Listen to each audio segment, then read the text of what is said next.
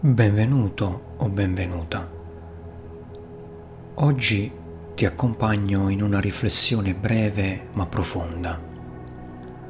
Un momento per stare con te stessa o con te stesso. C'è un modo di vedere le relazioni che sfugge a un'osservazione superficiale. Siamo abituati a interpretare ciò che viviamo attraverso una visione comoda, più che attraverso la verità. Quando entriamo in rapporti profondi, quando ci sentiamo emotivamente coinvolti, la nostra mente filtra l'esperienza con i criteri che abbiamo appreso nel tempo.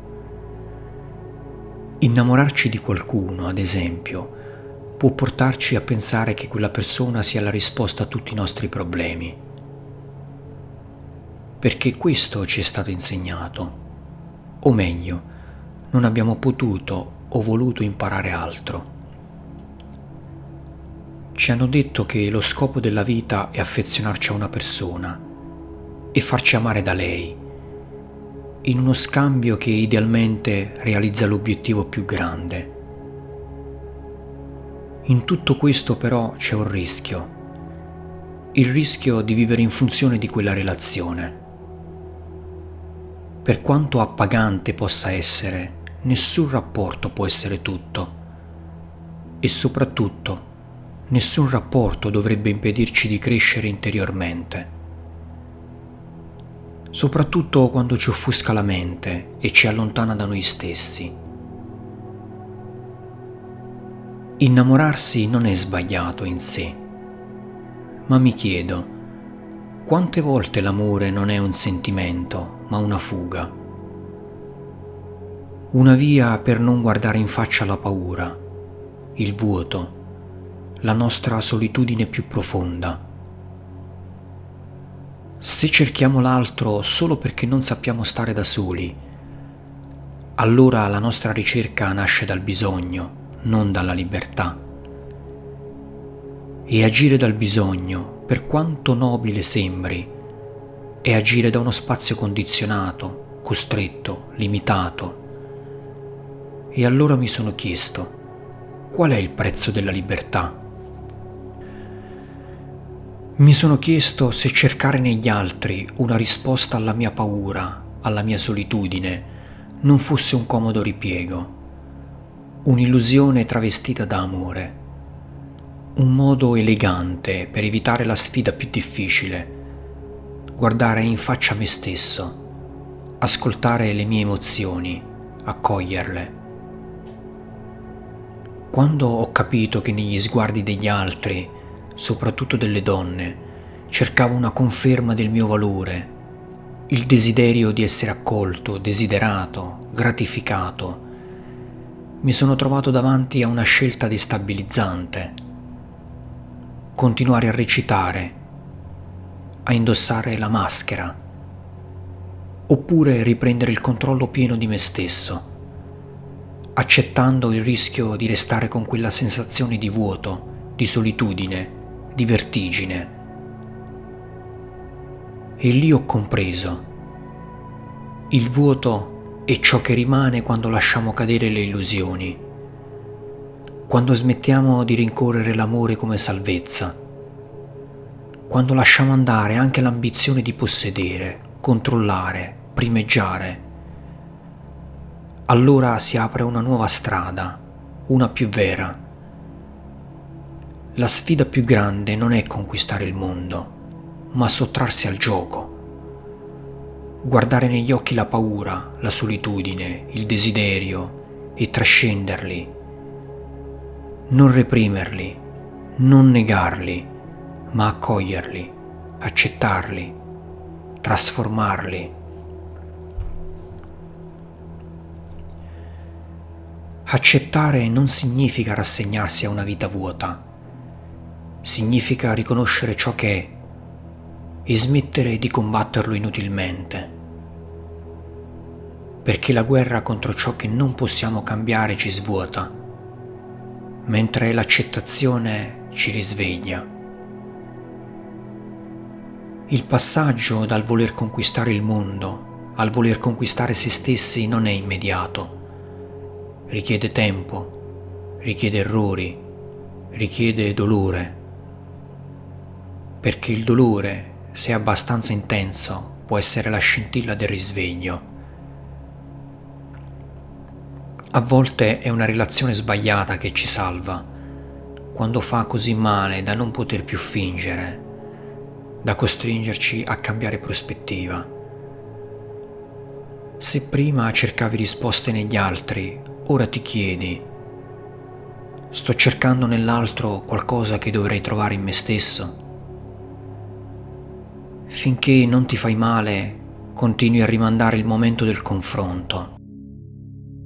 Ma quando cadi, e poi cadi ancora, arrivi a un punto in cui non puoi più evitare lo sguardo interiore, e lì scopri qualcosa di sconvolgente. La luce che cercavi fuori è sempre stata dentro di te, solo che non la vedevi.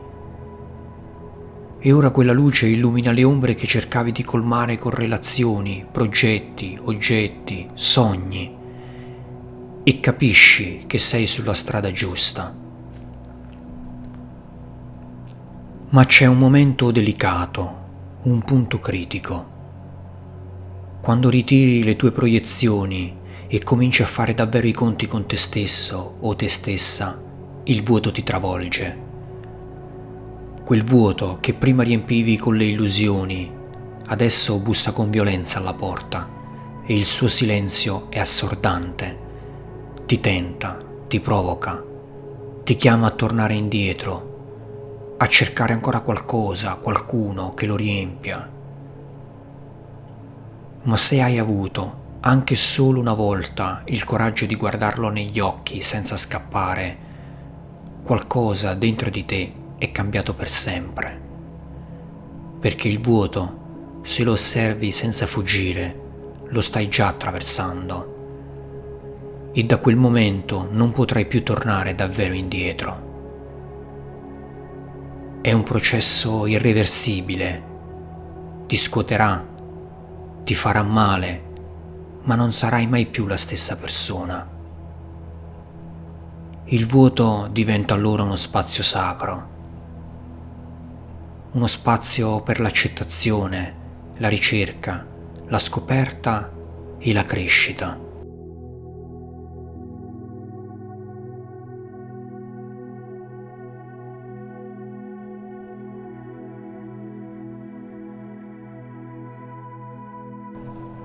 Ogni volta che ti lascerai guardare dal vuoto, ogni volta che avrai il coraggio di restare e non voltarti, ogni volta che accoglierai il dolore, il silenzio, la verità, senza colmarli con il rumore delle maschere o delle illusioni, starai facendo un passo avanti. E allora potrai finalmente guardare il mondo e gli altri da una posizione di interezza, non di mancanza. E questo cambia tutto. Vedrai ancora la bellezza negli occhi delle persone, anzi la vedrai più chiaramente, senza veli, senza filtri, ma non li sentirai più come oggetti da possedere, come risposte a un tuo vuoto. Perché saprai che quei sorrisi, quella gentilezza, quella leggerezza, quella bellezza ti appartengono già, sono già in te e li stai semplicemente riconoscendo anche fuori. Non avrai più bisogno di trattenerli, non proverai più il desiderio irrefrenabile di prolungare ogni contatto, di trasformarlo in qualcos'altro. Imparerai ad accogliere ciò che è stato e ciò che è, e andrai avanti, in pace.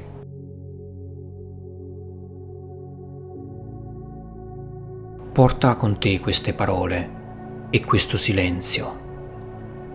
Lascia che il vuoto ti parli.